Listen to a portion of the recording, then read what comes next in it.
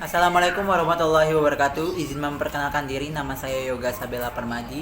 Di sini saya selaku manajer dari PT Sugar Company Indonesia. Nah, di sini kami akan mempresentasikan tentang laporan studi kelayakan proyek pengembangan perkebunan tebu PT Sugar Company di Desa Negara Jaya, Kecamatan Negeri Besar, Kabupaten Waikanan, Provinsi Lampung. Nah, di sini saya akan sedikit membahas tentang profil perusahaan. Nama dari perusahaan kami sendiri yaitu PT Sugar Company Indonesia. Bentuk perusahaan yaitu perseroan terbatas. Jenis usaha yaitu produksi gula. Luas lahan produksi yaitu 2000 hektar. Bentuk produk yaitu gula. Tahun berdiri 28 September 2020. Tempat atau lokasi Desa Negara Jaya, Kecamatan Negeri Besar, Kabupaten Waikanan, Provinsi Lampung. Untuk nomor telepon sendiri yaitu 0822 8140 0409. Email yaitu sugarcompany28@gmail.co.id. Kode pos 34774. Lalu untuk struktur organisasi dari PT Sugar Company yaitu manajer saya sendiri Yoga Sabela Permadi, untuk sekretaris umum yaitu Widya Yuliana, asisten manajer yaitu Ulil Fitria, bendahara umum yaitu Zahra Rahma Melani, untuk asisten gudang Yoga Dwi Panovinda.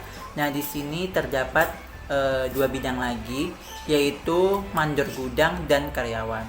Lalu untuk asisten SDM yaitu Bambang, untuk asisten kepala kebun yaitu Zetko Efriandika Beyusta. Di sini terdapat bidang yang lain lagi yaitu mandor besar kebun, untuk mandor Abdelin 1 dan karyawan, dan untuk mandor Abdelin 2 dan karyawan. Lalu asisten produksi yaitu Yeremia Tia Setia Pramuadi yang terdiri dari mandor dan karyawan. Untuk tugas manajer sendiri yaitu memimpin operasi harian perusahaan, menetapkan karyawan, menetapkan tujuan, melakukan komunikasi dengan baik, menyelesaikan pekerjaan administrasi, memberikan delegasi, memotivasi seluruh karyawan, menjalankan kebijakan, memberikan pelatihan, melakukan evaluasi. Lalu untuk tugas dari asisten manajer sendiri yaitu membantu manajer dalam mengatur, merencanakan dan menerapkan strategi, mengkoordinasikan operasi, memastikan jadwal dan sasaran terpenuhi, mengawasi dan memotivasi staf atau karyawan, memantau biaya operasi, anggaran dan sumber daya, berkomunikasi dengan klien dan mengevaluasi kebutuhan dan spesifikasi mereka. Lalu membuat laporan, analisis dan interpretasi data, mendorong proses rekrutmen, pelatihan dan pengembangan, mengamankan keputusan terhadap kebijakan dan pedoman. Lalu untuk dari tugas sekretaris umum sendiri yaitu bertindak sebagai penghubung antara anggota, para pemimpin dan orang atau organisasi lain, baik melalui surat, telepon ataupun media lainnya. Menjadi pengawas, motivasi, dan kebijakan tentang kinerja anggota dalam organisasi sebagai bentuk perpanjangan dari pemimpin. Untuk selanjutnya yaitu mencari informasi, mengumpulkan data, membuat makalah, pidato, dan lain-lain. Melakukan korespondensi atau merekam dan menerima surat-surat yang datang ke organisasi. Yaitu tugas selanjutnya mengatur jadwal rapat maupun pertemuan para pemimpin. Lalu untuk tugas bendahara umum sendiri yaitu bertanggung jawab atas administrasi keuangan perusahaan, membuat laporan keuangan perusahaan secara berkala sehingga dapat diperiksa bila diperlukan, mendatangani bukti-bukti pengeluaran dan penerimaan uang, menerima dan menyimpan uang milik perusahaan, mengeluarkan uang sesuai dengan keperluan berdasarkan persetujuan manajer.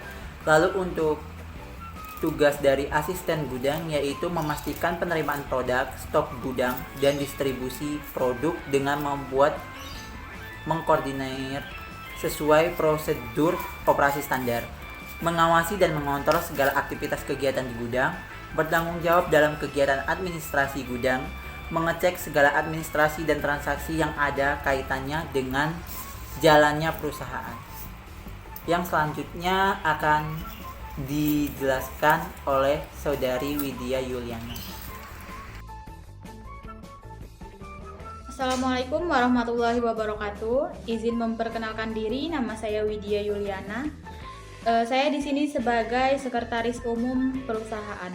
Saya akan melanjutkan penjelasan dari Saudara Yoga Sabela Parmadi, yaitu tugas Asisten Kepala Kebun. Yang pertama, menyusun rencana jangka pendek atau anggaran belanja dalam bidang tanaman dan produksi. Yang kedua yaitu menyelenggarakan pengadaan bahan-bahan tanaman. Yang ketiga yaitu bertanggung jawab untuk memimpin afdeling atau bagian atau unit kebun. Yang terakhir yaitu membantu manajer dan karyawan dalam melaksanakan segala jenis pekerjaan di lapangan. Kemudian yaitu tugas asisten SDM. Yang pertama, menyusun perencanaan di bidang ketenaga kerjaan dan masalah umum serta kesejahteraan karyawan. Kemudian menetapkan ketentuan-ketentuan pelaksanaan di bidang yang dikelolanya.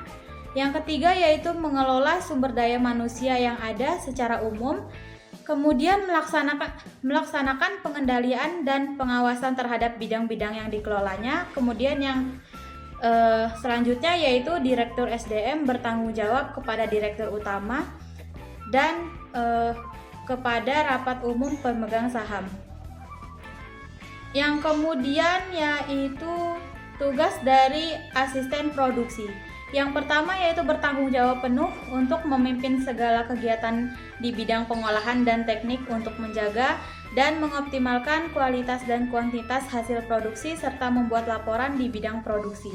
Kemudian mengelola aspek produksi sehingga target produksi dapat dicapai sesuai dengan anggaran yang telah ditetapkan. Kemudian yang terakhir yaitu mempunyai wewenang merencanakan, mengendalikan, melaksanakan perawatan dan perbaikan, mengawasi penggunaan mesin, dan mengevaluasi kegiatan produksi yang bertujuan menghasilkan produk sesuai dengan kapasitas dan kualitas produksi. Yang kemudian yaitu tugas dari mandor dan mandor besar. Yang pertama yaitu bertugas untuk mengamati, mengawasi, dan memeriksa teknik kerja yang sesuai dengan peraturan yang telah ditetapkan. Yang kedua yaitu mandor bertugas mengawasi, melaksanakan langsung tugas yang dikerjakan oleh tenaga kerja harian lepas. Terima kasih. Yang selanjutnya akan dijelaskan oleh Saudari Ulil Fitriah. Baik, sebelumnya terima kasih banyak atas kesempatannya. Izin memperkenalkan diri, nama saya Ulil Fitriah, akan menjelaskan tentang karyawan. Karyawan merupakan pegawai operasional perusahaan yang nantinya akan digaji. Kemudian di sini ada visi dan misi perusahaan. Visi perusahaan menjadi perusahaan agroindustri yang unggul serta mengoptimalkan sumber daya alam, khususnya tebu di daerah Lampung, Indonesia. Kemudian misi perusahaan yang pertama yaitu mengedepankan karyawan sehingga tidak terciptanya pengangguran di daerah Lampung.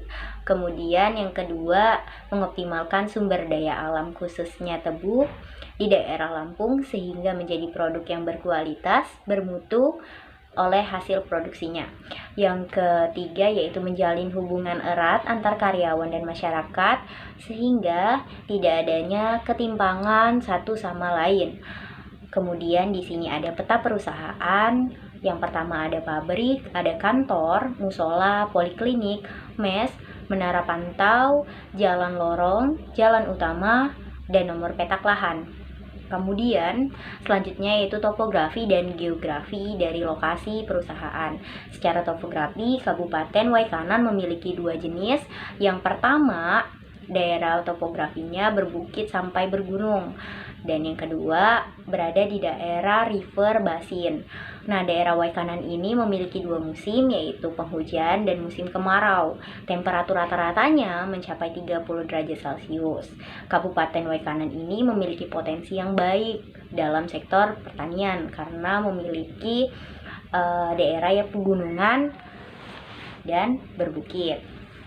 Kemudian secara geografis, Waikanan terletak pada posisi 6 derajat 45 sampai 30 derajat 45 lintang selatan dan 103 derajat sampai 105 derajat bujur timur.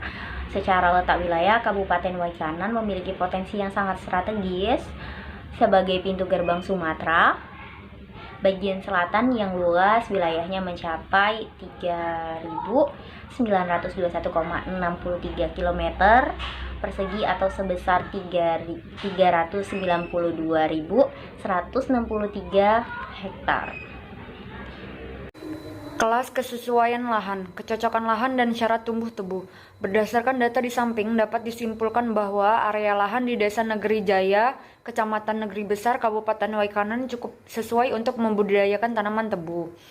Dengan lahan yang cukup datar dan sedikitnya lereng, curah hujan serta suhu yang cukup. Kemudian ini adalah tabel pemasaran dari perusahaan kami.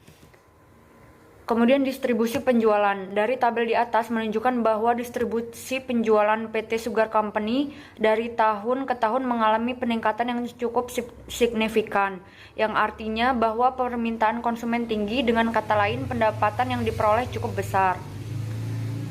Kemudian rencana produksi.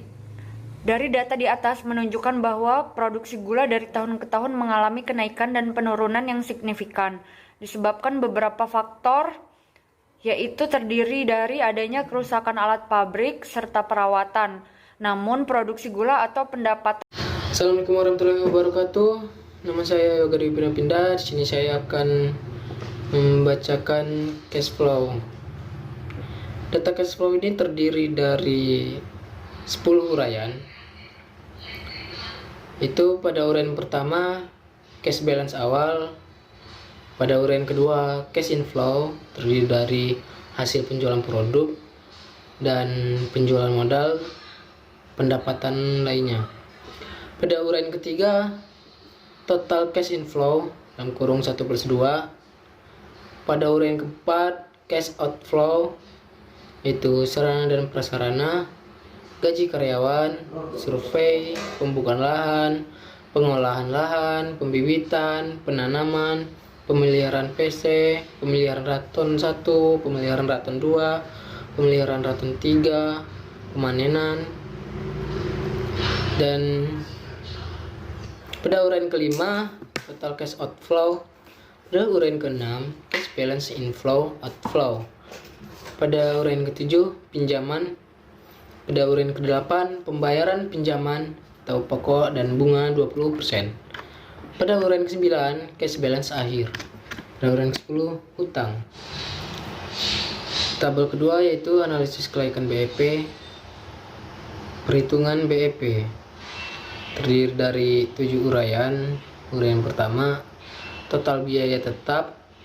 Dan uraian kedua, total biaya variabel. Uraian ketiga, total produksi.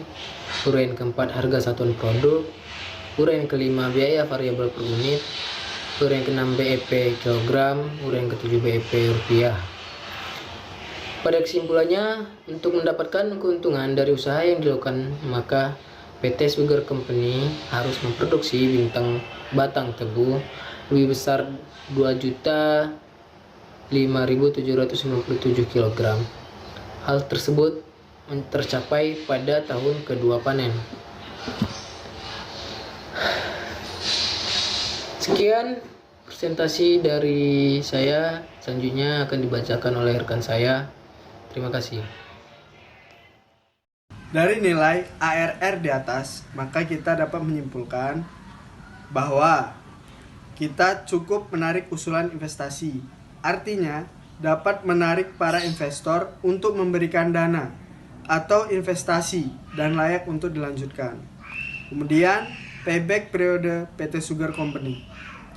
Dari hasil data di atas, maka disimpulkan waktu yang dibutuhkan untuk mengembalikan modal dana yang dikeluarkan oleh para investor itu adalah 4 tahun 4 bulan.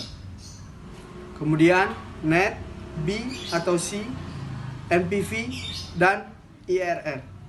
Di sini perusahaan dilihat dari data yang di atas layak untuk digunakan. Hal ini dilihat dari NPV dan IRR bahwa arus kas yang akan diterima cukup tinggi. Artinya Pendapatan dari yang dihasilkan dana yang diberikan investor berpeluang untuk berkembang dan layak untuk dilanjutkan. Terima kasih. Analisis sensitivitas. Dari data analisis sensitivitas yang disajikan dapat dilihat bahwa memiliki pengaruh yang cukup signifikan akibat adanya perubahan parameter-parameter produksi, namun PT Sugar Company masih layak dijalankan. Kesimpulannya, dari pembahasan di atas, PT Sugar Company merupakan suatu perusahaan perkebunan yang bergerak di bidang komoditi tebu yang menghasilkan produk gula. Dilihat dari beberapa faktor analisis, PT Sugar Company layak untuk dijalankan dalam arti memiliki peluang yang cukup besar, sehingga dapat menarik para investor dalam penanaman modal. Kebutuhan dalam produksi gula yang dari tahun ke tahun semakin meningkat memberikan peluang yang cukup tinggi. Oleh karena itu, PT Sugar Company berupaya untuk meningkatkan produksi gula dengan kualitas yang baik agar dapat menurunkan impor serta meningkatkan minat konsumen dan mengkonsumsi gula produk lokal. Inilah presentasi dari kelompok kami. Terima kasih, dan jika ada kesalahan dan kekurangan kami mohon maaf. Wassalamualaikum warahmatullahi wabarakatuh.